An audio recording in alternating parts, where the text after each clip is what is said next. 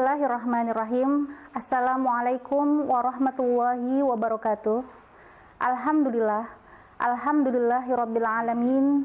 Wassalatu wassalamu ala asrafil anbiya'i wal mursalin Sayyidina Muhammadin wa ala alihi wa sahbihi ajmain.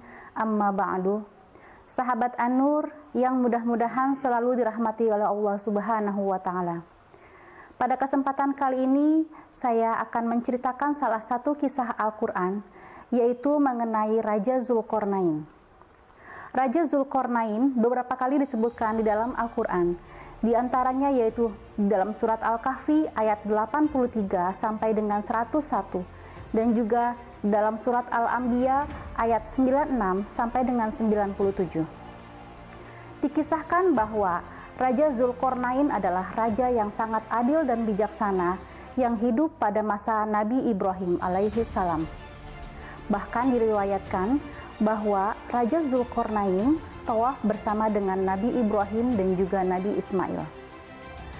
Zulkarnain artinya adalah pemilik dua tanduk. Diberi gelar tersebut karena keberhasilannya menguasai bumi belahan barat dan juga bumi belahan timur. Semua negeri dan semua raja di bumi tunduk kepadanya. Beliau berkeliling ke seluruh dunia, yaitu bagian barat dan timur, semata-mata untuk berdakwah, mengajak untuk beribadah kepada Allah. Ketika Raja Zulkarnain berjalan menuju ke belahan bumi bagian barat, beliau mendapati di sana terdapat kaum yang ingkar dan tidak percaya akan adanya Tuhan. Kemudian Raja Zulkarnain diberikan kekuasaan oleh Allah untuk dapat menaklukkan kaum tersebut dan menghancurkan semua musuh, sehingga semua rajanya tunduk kepada Raja Zulkarnain, dan akhirnya banyak di antara mereka yang masuk Islam dan menyembah Allah. Kemudian Raja Zulkarnain melanjutkan perjalanannya ke bumi belahan bagian timur. Di sana terdapat suatu kaum yang tidak memiliki rumah untuk beristirahat cuaca panas ataupun dingin. Mereka hidup di dalam goa dan lubang-lubang yang mereka gali sendiri. Ketika siang, mereka beristirahat dan melindungi diri dari sinar matahari. Dan ketika malam tiba, mereka mulai keluar untuk mencari makanan untuk kehidupan mereka. Raja Zulkarnain diberi kemampuan oleh Allah untuk mengajari mereka, sehingga mereka bisa membuat rumah dan juga pekerjaan-pekerjaan lainnya, dan kemudian diajari juga untuk beriman kepada Allah.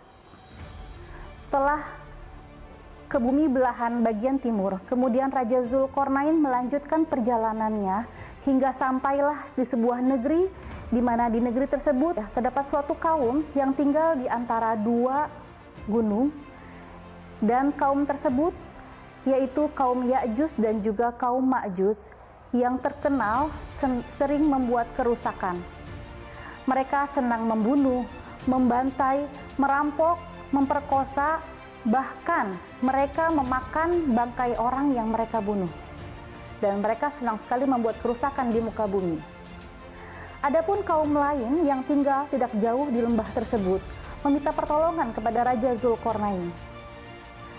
Kemudian Raja Zulkarnain mau menolong mereka dengan syarat mereka mau membantu Raja Zulkarnain untuk membuat benteng, dan akhirnya kaum tersebut menyetujuinya.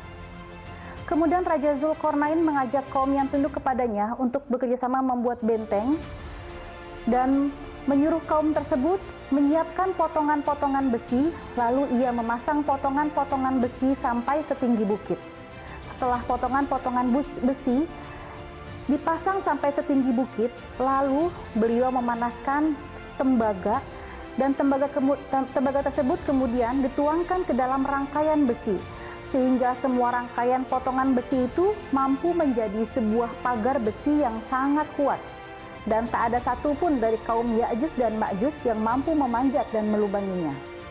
Penduduk desa merasa senang dengan adanya dinding penghalang tersebut. Suasana menjadi aman, dan mereka mendapati kehidupan yang lebih baik.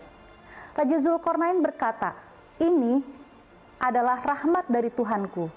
Maka apabila telah datang janji dari Tuhanku, Dia akan menjadikannya hancur luluh, dan janji Tuhanku itu adalah benar."